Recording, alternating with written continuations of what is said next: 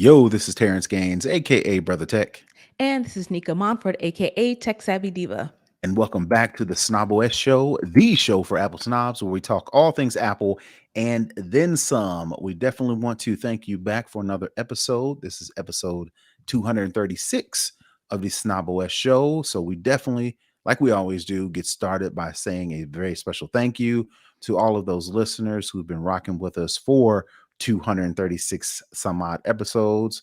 We definitely want to thank those who have decided to step up their patronage and actually become an actual Patreon.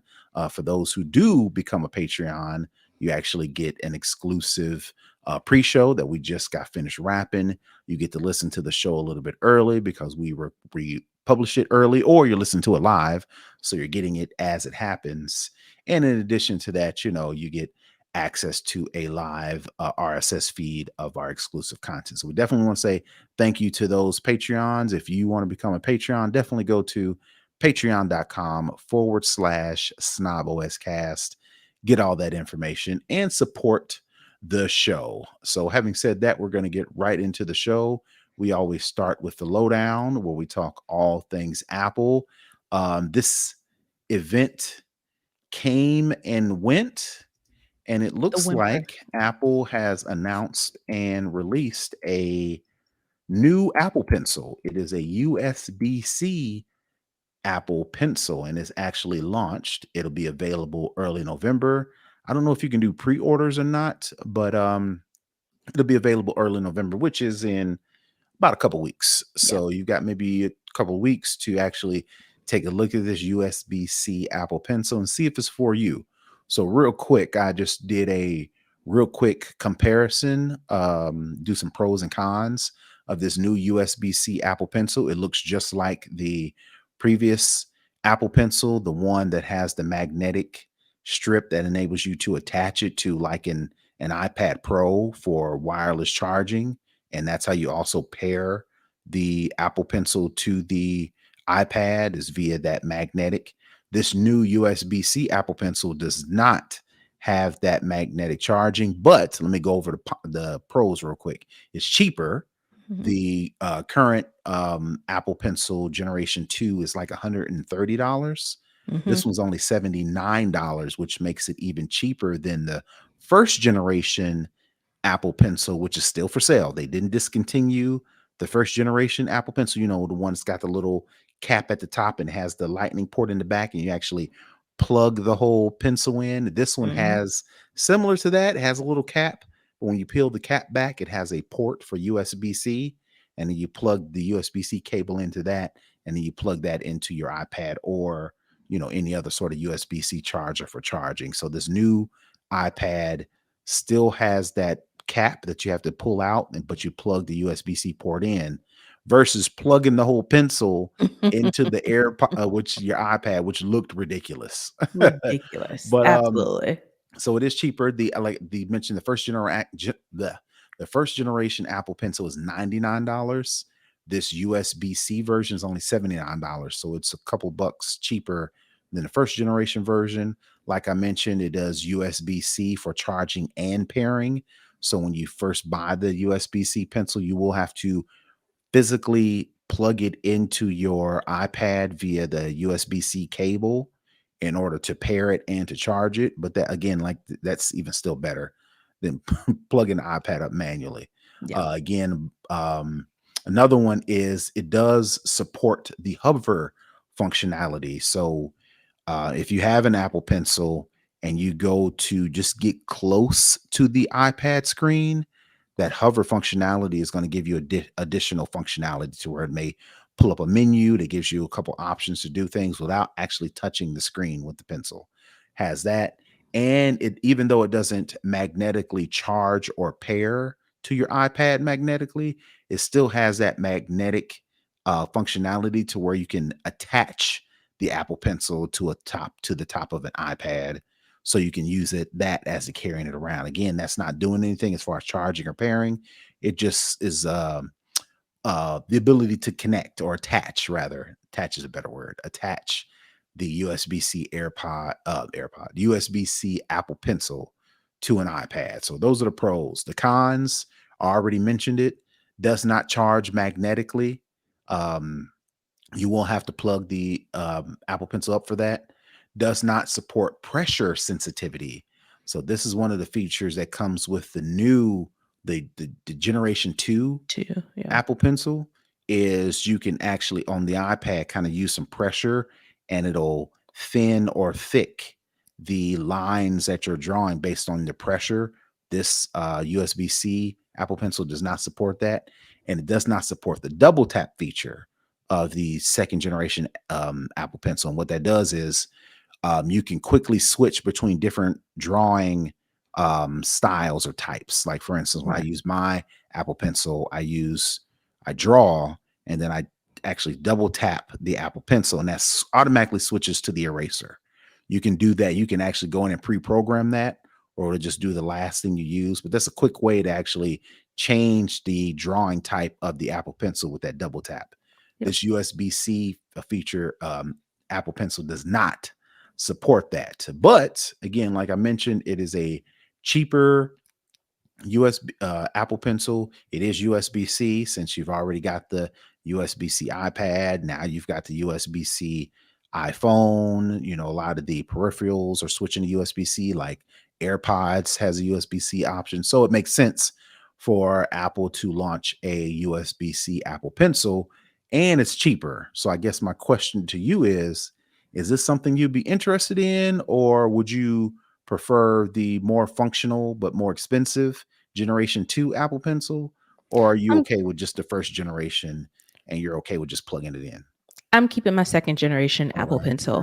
right. I remember when I saw this announcement come on the timeline, I got excited because I'd heard rumors that we were going to get, some new stuff on the 17th. And so when I saw the pencil, I was like, a new Apple Pencil. So maybe we're going to get some new iPads. I was, wishfully thinking that we were going to get a update to the AirPod Max, but no. The only thing we got was a $79 pencil that Right. doesn't do all of the functions. So It I doesn't do all was the functions. You're right, but it does put it squarely in between the first generation Apple Pencil and right. the second generation Apple Pencil. Because I was thinking, am I considering this for my family and friends, right? Mhm. So my wife has the first generation Apple Pencil, and I was thinking, oh well, does she need another one, or can I just get a second generation, or what? So Mm, then, in addition to that, my middle child, she isn't artsy; she's artsy fartsy. So I actually bought her, and she uses it all the time. She has the Logitech crayon stylus mhm, that is pretty much same functionality as the first generation Apple Pencil, but it's cheaper. It was like 30 bucks or something like that. I mhm. think it was 40, maybe 40 bucks. But it's not a general Apple It's not an Apple branded product. right. So there are some limitations. I don't think it Right. has the pressure sensitivity. Of course, it doesn't look like an Apple product because it's like gray and orange. And she does have to charge it separately because it doesn't connect to or plug into the iPad at all. So I was like, all right, let me see if I can work this here. If I bought my wife the USB-C Apple Pencil, all she does is write in her journal or write in her plan. She has like a calendar plan thingy that she uses the Apple Pencil for. Mhm. So she doesn't necessarily need All the bells and um whistles. yeah, doesn't need the pressure sensitivity, doesn't need the double tap feature because all she does is write, right? But my daughter, she could use the pressure sensitivity, which the first generation Apple Pencil has. Has. So I'm like, all right, let me Get one and buy. pass the other one down. Yeah, there you go. There you go. Let me get the $79 USB-C Apple Pencil for my wife. Mm. I still got the box up here somewhere for my first generation Apple Pencil. Let me on the slide rebox that. And then for Christmas, be like, "Oh, Merry Got some Christmas. for Santa got you you. an Apple Pencil." And then she can use the extra functionality in the first generation. And I save me some money because I don't have to buy another second generation Apple Right. Pencil because it does have the pressure sensitivity, which I know artists or people who do a lot of designing on the iPad definitely need that Yeah. pressure sensitivity that the USB-C just does not have. So Yeah. I'd rather give her an older Apple Pencil because it has that extra functionality. So Yeah. And it's solely selfish for me because it's like, "Oh, what else can I buy for me?" Uh, but yeah, I have to say it's still time, for them to drop something. I'm a bit skeptical at this point because we're basically through October. Um, so I don't know if we're gonna get anything else this year. well, so I've been getting into a little bit more in the stocks lately, and Apple's stock price, it's kind of sideways, meaning it's not going up or down. It's kind of Mhm. staying the same. I know, of course, Apple, pretty much most tech companies that sell consumer products tend to make up most of their money in this last Christmas holiday Black run. Friday? Yep. So all that to say, Apple specifically, it would behoove them to announce and launch something Something. because, even though the fourth quarter is automatic for them because people are going to buy stuff, Yeah. they may not buy it at the same veracity, if there are no new iPads, if there are no new MacBooks, if there Yeah. are no new, whatever the case may be, Yeah. AirPod Max, like you mentioned. Yeah. They need to announce something because they may make a little bit of money, but they may be disappointed because their stock price ain't really moving all that much. So Yeah. Yeah. At all. And but I do know she's like my god sister. She's technically my mom's god sister, but she's closer to my age and she has two kids. And she was like her daughter wants to get into the Apple. They are an Android family, but her daughter wants to make the shift to Apple. So she got her some Apple stuff and she's like, I'm buying it and I'm going to give her one for her birthday because her birthday's in November. And I'm going to give her one for Christmas. And then she's like, my son, he wants an iPad.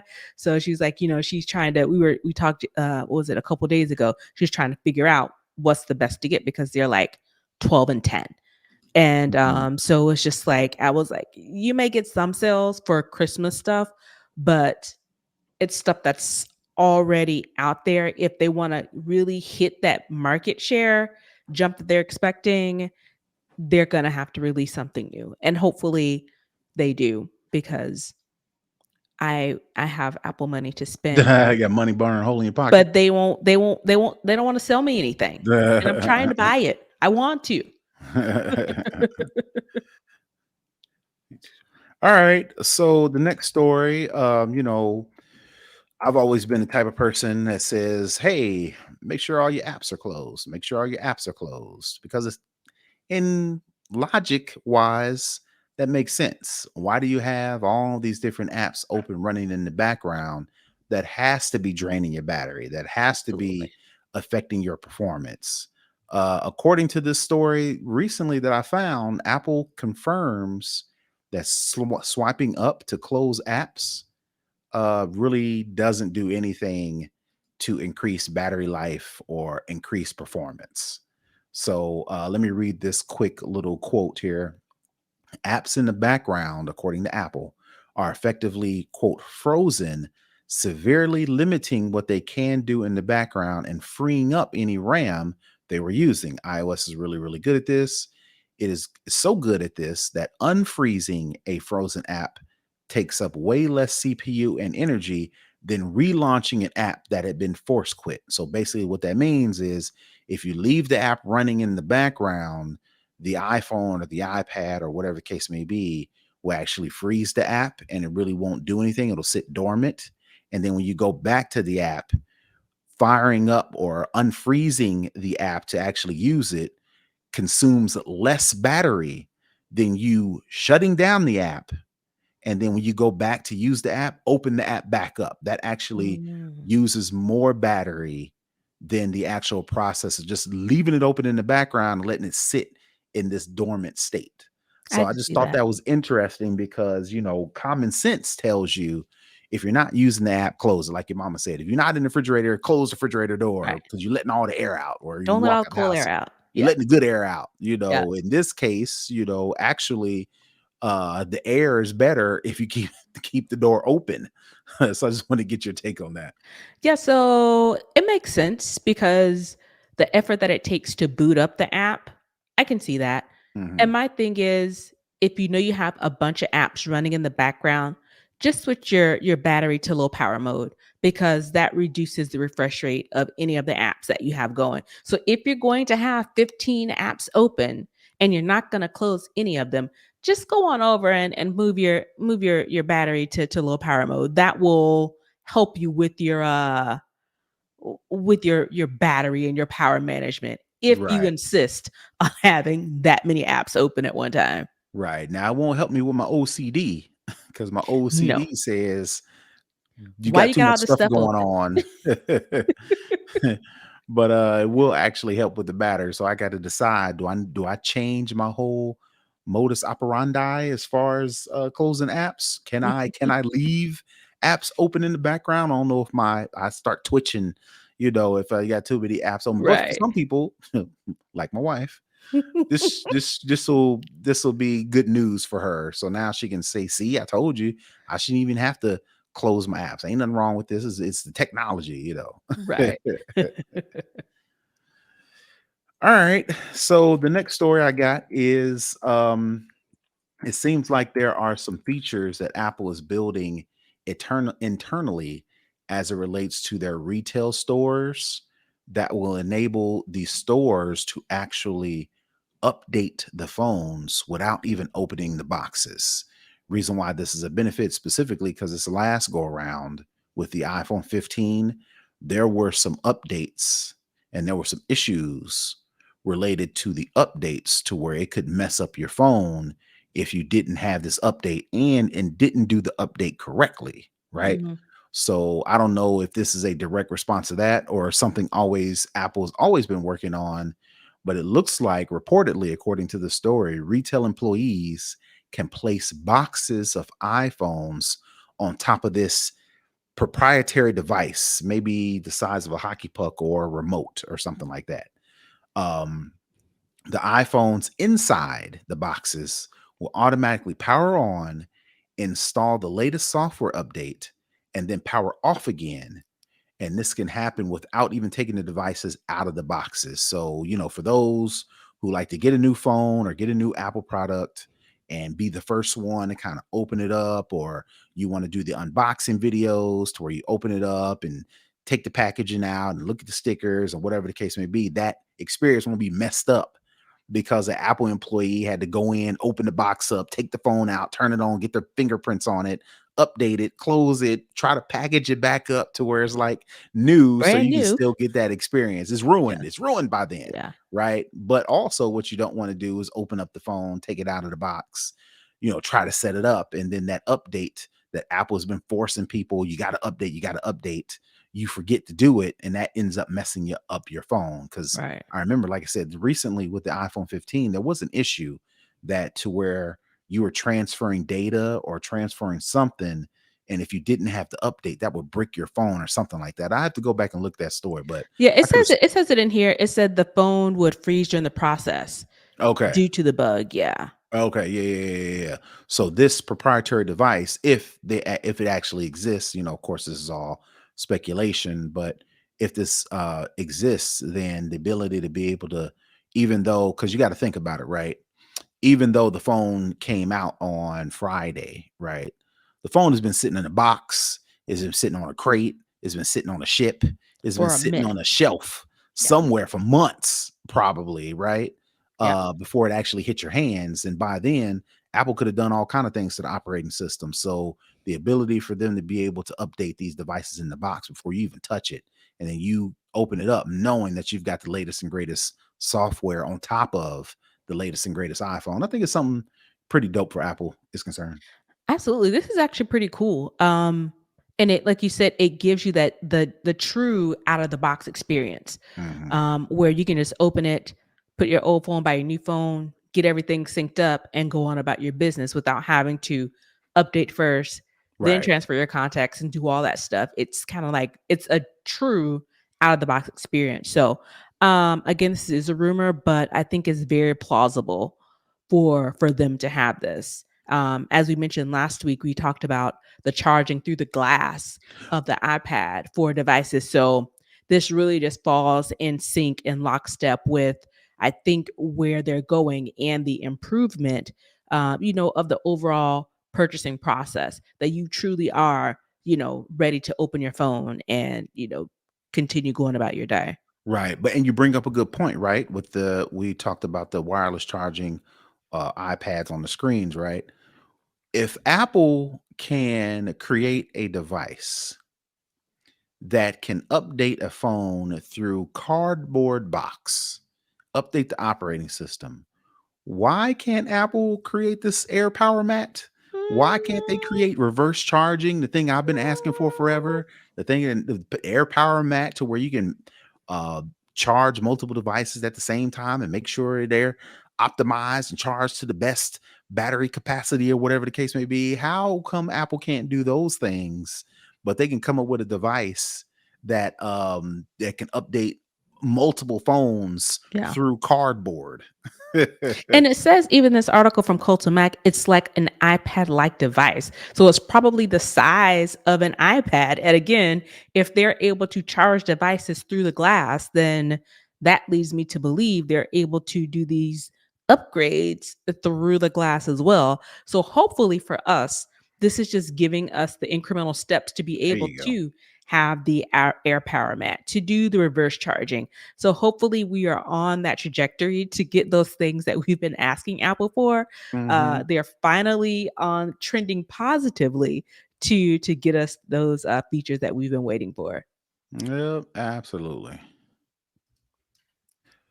All right. So the last story I got is a screen distance feature. This is a feature that I have not known about, have not seen, but it seems like a hidden feature that's supposed to help you get your face out of your phone. And basically, the way screen distance works is it basically uses a device's front facing camera and other sensors to determine how far your eyes are from the screen. If you hold the device closer than 12 inches for a long enough period of time, maybe like a couple minutes, a message will appear on the screen to let you know. Then you'll have to move it back until it detects the proper distance before you can continue. So I've got kids, I've got a son specifically who has an iPad mini, and his face It's be all in it. all up in that screen. So as soon as I'm done with this recording this show, I'm gonna go find this iPad and turn this option on. But if you're wondering how to turn on screen distance, you have to open up the iPhone or the iPad settings app. Of course, it has to be on iOS 17, of course. Once you do that, you open up the settings app, select screen time, select screen distance, and then tap the toggle next to screen distance to turn it on. The toggle will appear green for on and then gray for off. So that's pretty much how you turn on screen distance. So I read in the story that it's supposed to be on by default for people who you set up a phone for family sharing. But I'm surprised as to why this feature isn't already turned on for my particular, like I mentioned before, my son's iPad. But my son, we've been family sharing for a long time, and maybe our sharing isn't set up correctly. But definitely, I'm gonna go turn this thing on and get his face out of that daggum Out screen. of the screen. All right, so that's all I got for the lowdown. We're going to go into second string where we talk tech in general. It looks like we knew it was coming, but it sounds like as a result of That man losing all his money whatever on this he's investment. doing, we kind of knew it was coming because he was always trying to add paid features to this and paid for that and subscribe to this and upgrade to do that. But it sounds like, well, at least right now, for New Zealand and Philippines, the platform formerly known as Twitter will now begin charging new users $1 a year to access key features, including the ability to tweet, reply, and quote, according to a source familiar with the matter. And then later on, confirmed by the company being X. The company will now begin charging a fee on Tuesday. Like if I'm reading this Next week, correctly, Tuesday. Right. We record on Friday, so already the folks in New Zealand and the Philippines will be charged $1 a year to utilize Twitter to specifically, like I mentioned, the tweet, reply, and quotes. So I'm assuming Twitter will be free to use. You can create a free account, sign in, whatever the case may be. But an actual to send a tweet, to be able to reply to a tweet, and to quote a tweet, you will have to pay that $1 a year feature, making it one of the most significant changes to the social media platform since Elon Musk acquired the company nearly a year ago. So just wanted to get your take.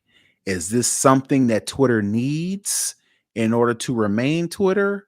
Is this Elon Musk strapped for cash and figuring out how to save this dumpster fire? Or is this Elon Musk purposely ruining Twitter so he can write it off as a loss and go on about his business? Look, my man said, so boom. Verified didn't get me the money that I wanted. Getting people, paying people revenue for tweeting didn't give me the money that I expected. Twitter Blue isn't getting the money I expected. So we got to go to the next step. The next Mhm, step is charging people, but we're only going to charge them $1 a year. There are over 500 million active users on Twitter. mhm, So if he can get everybody to pay $1 mhm, to use this, he has more than what, almost 10 times gotten his investment back. mhm, So even if half of that number, even if a quarter of the number of active users say, you know what, I'm going to do this. I need Twitter so much in my life. I'm going to pay this dollar. He will make his money back in 1 year in one foul swoop. And then maybe he won't be such a jerk. And maybe he will put some of the features back that we want and cut out some of the shenanigans. What I think is going to happen is people aren't going to do it. right. People aren't going to do it. You're basically saying, if you don't pay this dollar, I'm going to basically cease to allow you to use the basic function of this app, It's which just a is to tweet. microblog, Mhm. to like, and repost. He should have gotten the memo that when he tried to force people to pay for the verification, that they didn't do it. He should really see this as an indication that people are just going to go to somewhere else because there are plenty of other apps out there. And the fact that the performance of Twitter, the environment of Twitter has gone so far in the toilet, nobody is going to be willing to pay for Twitter as it is now. Everybody has been saying for years, oh my God, I can't believe this app is free. Well, you've talked it up now. And now you're going to have to pay $1 for a very crappy app that is not even what it was when we were all, oh my God, I can't believe this app is free. So I think this is his last chance to recoup his money.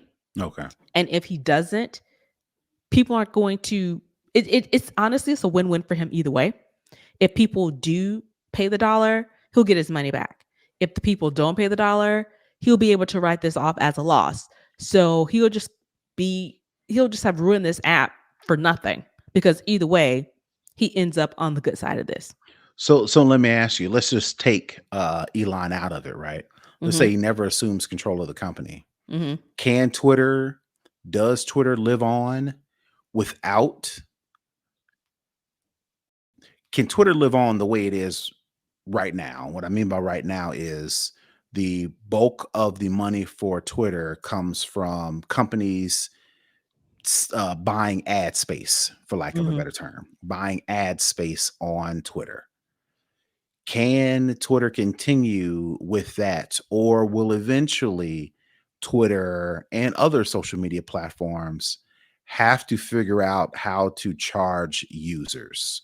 Or again, like I said, or is this Elon Musk's way to either his sole means to either recoup his money, or is Twitter so past beyond repair that this is him actually trying to tank the company in order to be able to, at the very least, write it off as a loss. Does that makes it like I don't want to say Y- sabotage, It is but sabotage. it's like, is Twitter so beyond, so far past free, whether Elon's running it or not? How Hmm. does Twitter survive? And, like I said, is this Elon trying to sabotage it? Or, it's just eventually we're going to have to pay for Twitter because it's grown too big, and there's no direction right now. He's lost a lot of goodwill from users who made the platform. Sure, advertisers came on, and that's how Twitter made their money. But if you don't have the users who are driving the conversation, who are making, products go viral, what's the use in having an ad for somebody just seeing it if they aren't able to really interact with, because that's what Twitter's for. It's all about the interaction, it's all about community, and he stripped so much of the functionality from the app and its original intent. This whole thing with taking the links from pictures is, I mean, from when you do a post, it's not just a picture and you have to click on the picture to go to the, it's the whole verified, not verified, the whole, you have people, content farms that are basically breeding, controversy to get the views up so they can get the revenue from it. So it's Hmm. one of those things where he's lost a lot of goodwill from the people who use the app and for the advertisers who sell on it. The only way that I can really see him getting some of that goodwill back is rolling back a bunch of these changes that he's implemented and trying to, because people are so over it. I think the usership for Twitter in the US is down like 19%. Mm. So he may be able to get some of that goodwill back by basically putting back into place what he took away. And maybe people will be like, you know what? Okay, he's given us some of the things back, even though, putting them back is like still not the greatest thing, but giving people back what we expect from the app, that may get him some goodwill, and that may bring advertisers back, that may bring users back. But outside of that, I just think Twitter, 2008 Twitter, 2018 Twitter, you know, the good times, 2010, 2019, when Twitter was good, still a dumpster fire, but when it was at its peak, getting people back to that, because nostalgia's in right now, getting back to what it was may help him. But I think his ego is just so conflated and so big, it won't allow him to put Twitter back together to where it was. So if he can't get his money back, I think he's going to tank it. Okay. All right. All right. All right, so that is going to do it for second string. We're going to move right into for the culture, where we talk about anything in general as it relates to technology and social media or social commentary in general. So I have this story. It's a real quick one, but I never considered this, and I just wanted Mhm. to get your take on it. Right now, we've been talking about, seems like all car manufacturers, tech companies in general are moving full speed ahead towards fully autonomous driving. That means the Mhm. car drives for you without little to no intervention, right? Right now, you've got Tesla, you've got a couple other car manufacturers are doing this kind of like co-pilot type thing. I want to Mhm. overall call it kind of, I don't want to call it autopilot because none of them are autopilot yet. Even though Tesla says the name of it's autopilot, it ain't autopilot nothing, right?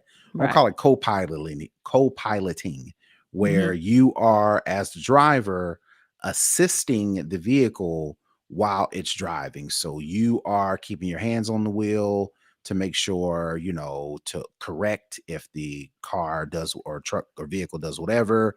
You're aware, you're not asleep, you're not in another seat.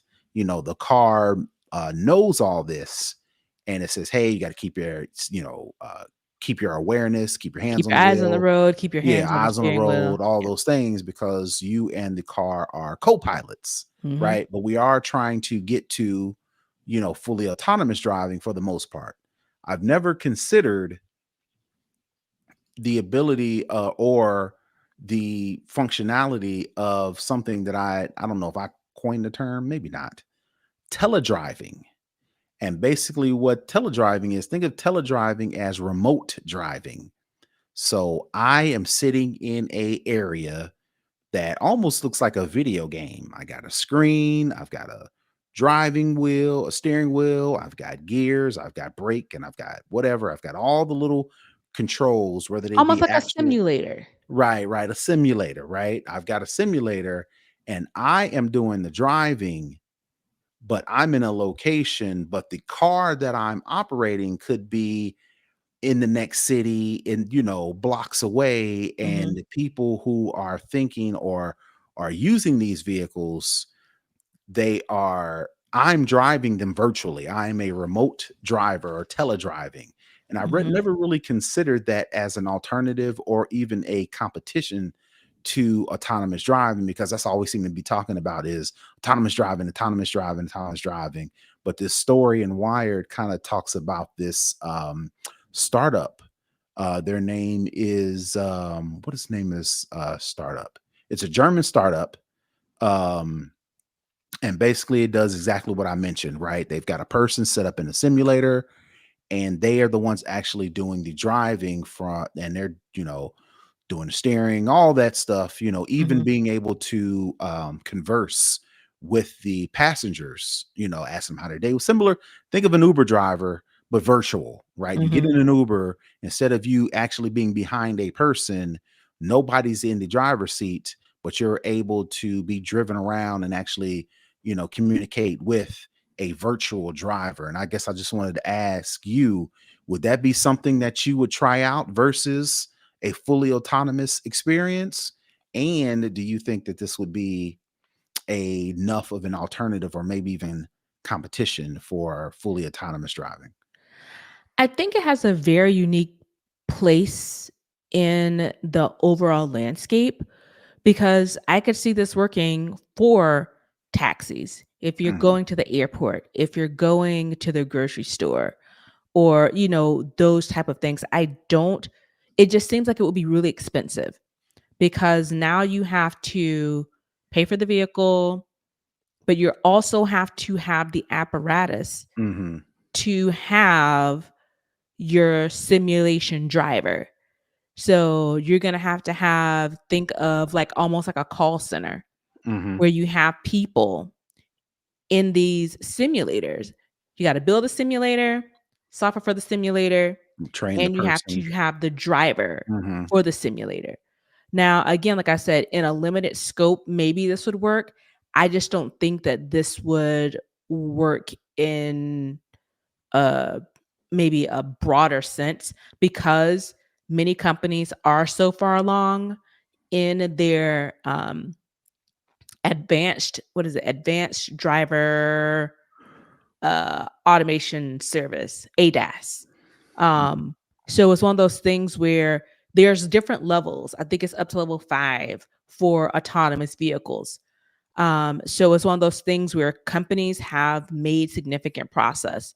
I know firsthand that companies have made significant progress and are bringing it to market.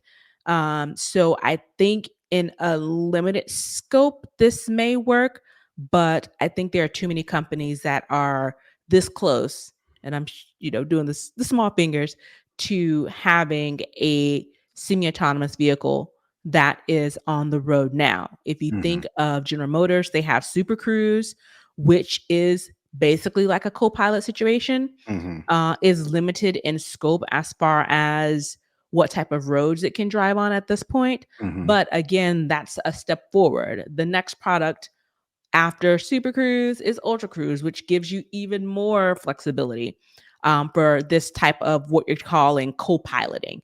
But it's software that's doing the co-piloting where the software drives the vehicle, but the person in the vehicle still has to there are checks and balances that checks for eye movement and dilation to make sure you're looking at the road.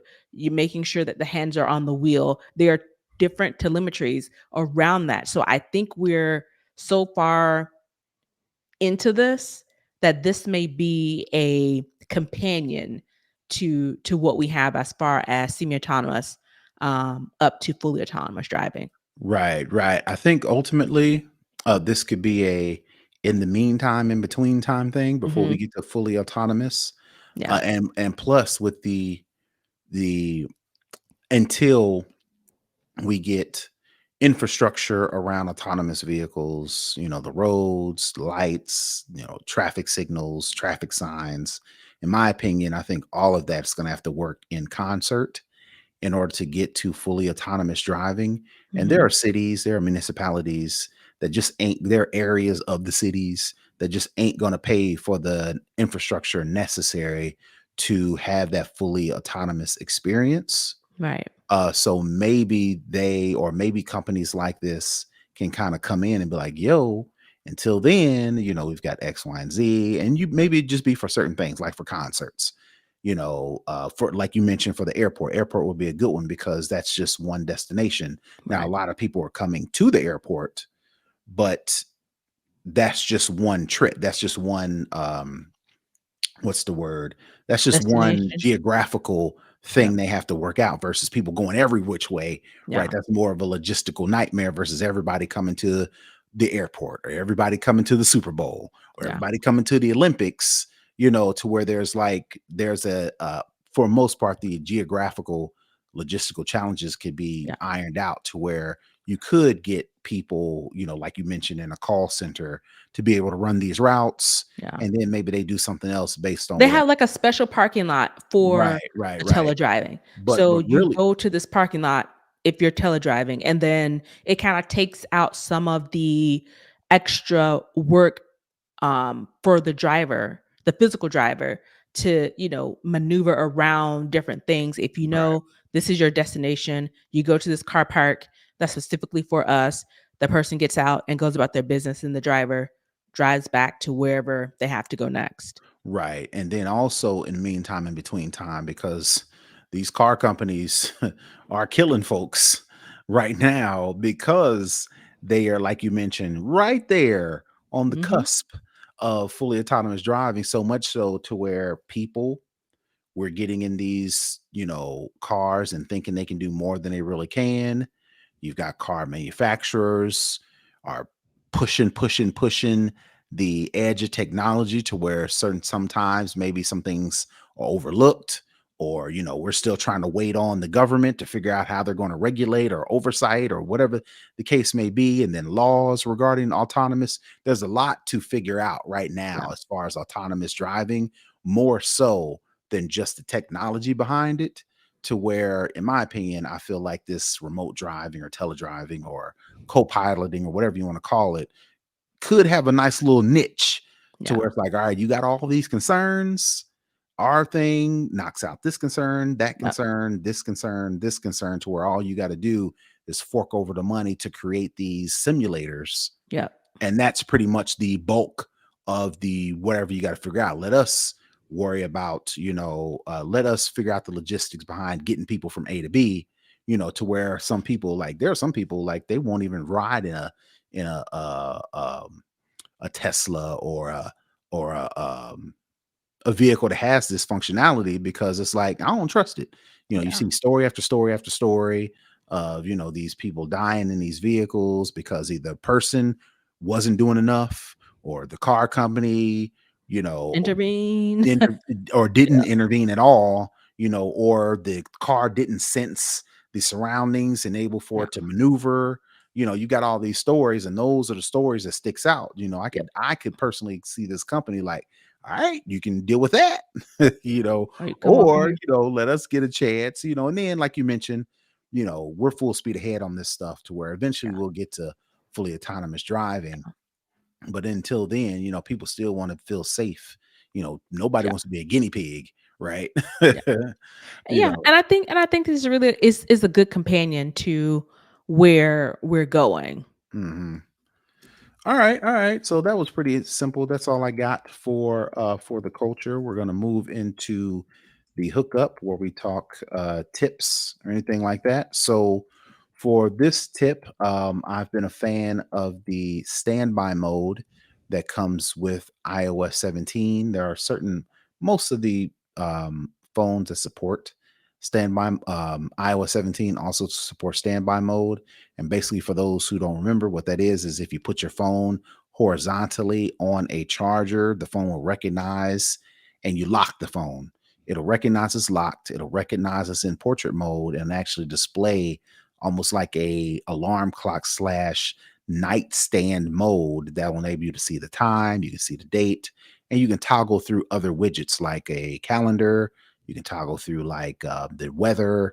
You can toggle through news, a couple other things, right? Personally, I don't want to toggle through all that. I just want to be able to turn over and see the time. I don't need to know what my to-do list is. I don't need to see what my calendar events are. I don't need to read no Just the time. news. None of that. I just want to see what time it is. So there's a way to, as of right now, out of the box, the standby mode works. It'll have the clock on one side, and on the other side, it'll have these different widgets, and you can reverse them, but it's still like two different things. Well, my hookup for the week is to show you how to display the clock in full screen in standby mode. And basically, what you do is while it's in standby mode, if you swipe left on the screen, you'll see a full screen smart photo album. Swiping up and down on that screen will cycle you through the different images. But if you swipe left again, you'll get to enter the full screen clock mode.